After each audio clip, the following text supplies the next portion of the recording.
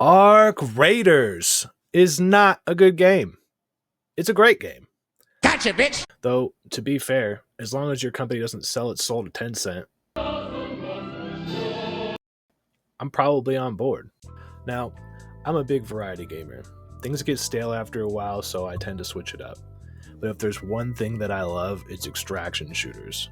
I've put in an obscene amount of time into Escape from Tarkov. And if you can't tell, I've definitely been putting in the time since Arc Raiders dropped. Now, I can go on and on about how Arc Raiders is better than Tarkov. Hell, I could tell you why Escape from Duckov is better than fucking Tarkov. But that's not why we're here. So let's get down to it, shall we?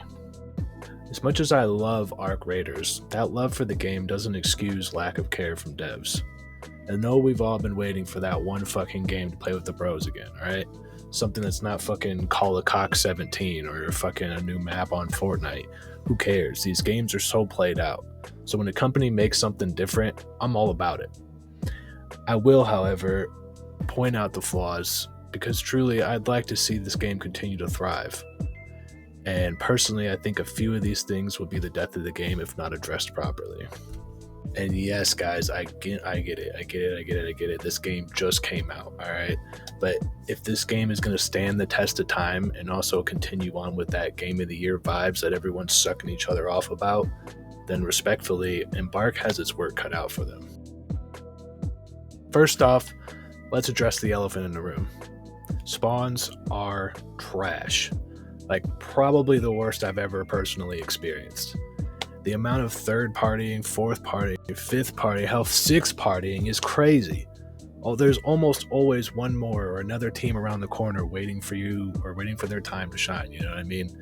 This might be the one thing I feel like Tarkov has over Arc Raiders in both time frames and locations. And if you don't agree with me on this point from your own experiences, I highly encourage you to go watch Summit1G's newest video on fucking spawn camping.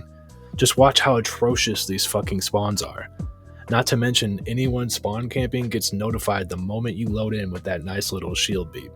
It's disgusting. And don't get me wrong, I love me some Stella Montes free kit spawn or mayhem, but I think I speak for everyone who's not on a free kit when I say this. Late spawns are bullshit. If you're gearing up, you shouldn't be dropped into a match 13 minutes late. You should have a fresh fucking raid. Otherwise, the system literally encourages extract camping or third partying heavy, as the map has already been gooped, for the most part anyway. But casual game, right? Now, my next point is definitely going to ruffle some feathers. But please, for the love of God, PvE players, respectfully, this game is not for you. And you truly can't balance a game around casual players. As much as Embark wants it to be the opposite for their fucking pockets, that has always been a recipe for disaster. I'm sorry, but you're a small player base.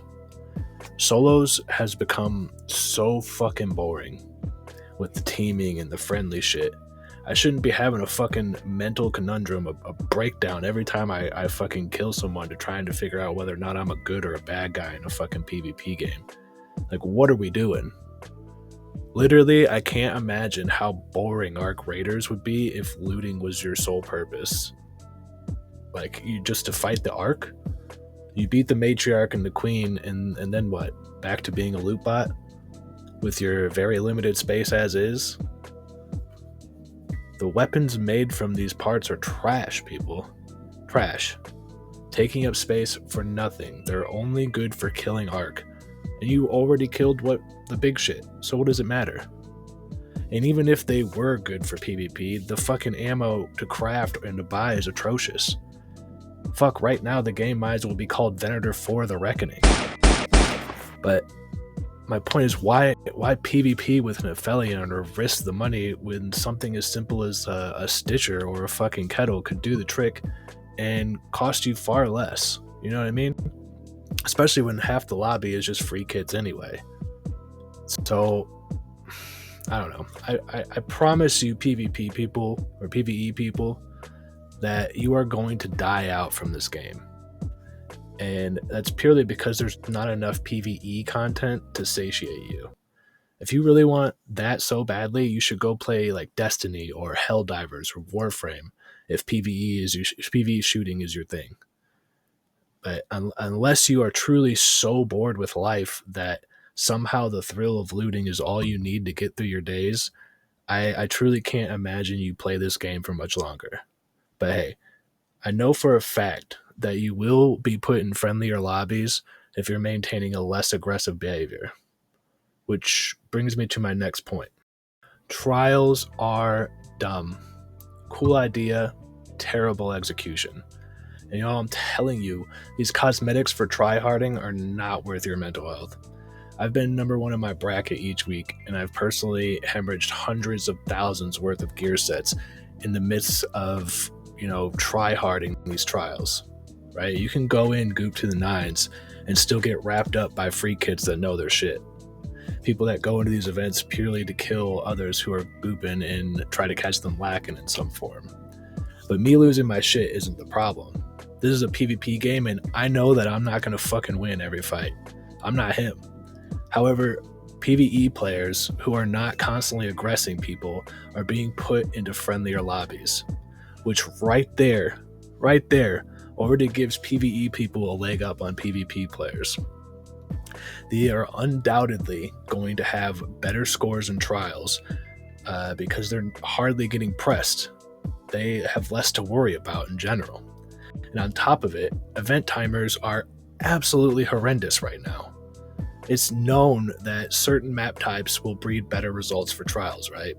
But unless you're unemployed like me with little responsibility, no kids, it's going to be real hard for you to be playing at the specific time frames that they have set up right now, especially if you're trying to get your friends together for a few rounds. And even then, you happen to be around at the right time, right? You got your boys all on, you're gooped as fuck and ready to rock. And then for the whole hour you try to queue up for Hidden Bunker or Electro or Night, you get late spawned the entire time. This literally happened to me a couple days ago on stream. 6 times we got into Hidden Bunker and rushed to the extract, wasting the whole hour just trying to get a fucking fresh spawn for trials. The closest thing we got to a fresh spawn was 24 minutes in. 24. But you and I both know I'm going to lose out in trials to the guy that got to start at 30 as compared to the 24-minute mark. The whole system is honestly just whack. So hear me, PvP brothers and sisters. I can tell you with 100% certainty that you will enjoy this game so much more if you just let go of your desire for these basic-ass cosmetics you get from trials. They aren't worth your time or your sanity. At least not until Embark makes some sort of fucking change.